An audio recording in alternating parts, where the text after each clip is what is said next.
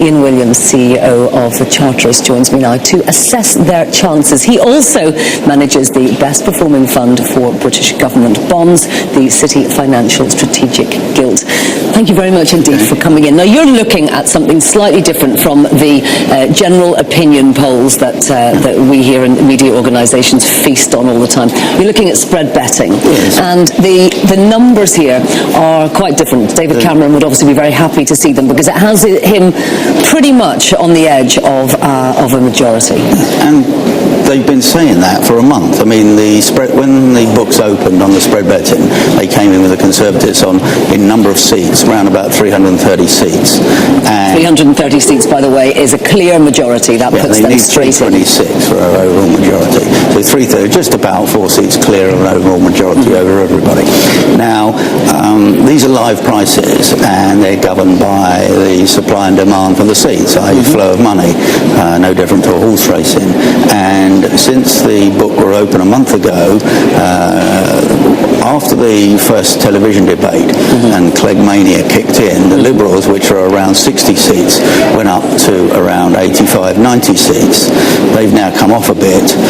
The Tories initially went down from 330 to around 305 seats, but then they recovered quite quickly up to 325, where they've remained for the last 2 weeks. And it's the Labour seat that's come off by about 25 seats. Now, tell me this. Why are these, which are actually governed by money rather than governed by opinion polls, by people phoning up undecided voters and marginals and all those things, how come these are so much more accurate? Well, they're governed by real money. So this is not people asking a question to a pollster. This is someone actually putting their own money at risk.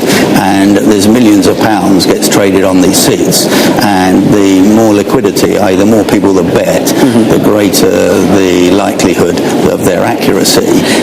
And they're more sophisticated because they take into account the boundary changes that have occurred since the last election. They take into account that the marginals, which is where all the Conservatives are spending all their money, it may produce a different result than a uniform swing across the country. Indeed, because it's those swing seats that are the ones that Lord Ashcroft, the Conservatives, have been pouring money, time and effort into. And that will be factored into the price of the spread betting seats, but it won't be factored into some of these opinion polls, which just assume a marginal uniform swing across the country. Now, looking at these figures, of course, we're seeing that there would not be, just looking at them, it's pretty clear that there would not be a hung parliament, that David Cameron, even on a slightly worst case scenario, would still be able to form a government. We've been hearing constantly that the markets have priced in a hung parliament. So what do you think, with your bonds cap on, would happen to the markets in this scenario? Markets tend to be apolitical, to be honest. People always assume. But don't they like certainty? We're always hearing that markets need certainty, and a Conservative majority would give them certainty, wouldn't it? Yes, but it would depend. I mean, if he's only got 3 seats, majority, then people will be worrying about whether they will be able to get their legislation through the House of Commons and whether it be derailed. So, I mean, even if he gets in with, say, a 3-seat overall majority, it's not going to.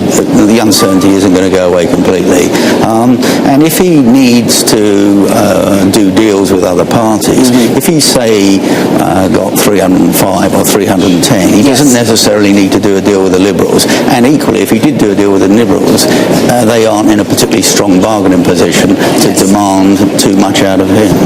So it would depend on wait and see on Friday, see what the results are. Yeah, we'll find out everything on Friday when we'll find out if these spread bets are the most accurate. Thank you very much indeed. Thank you.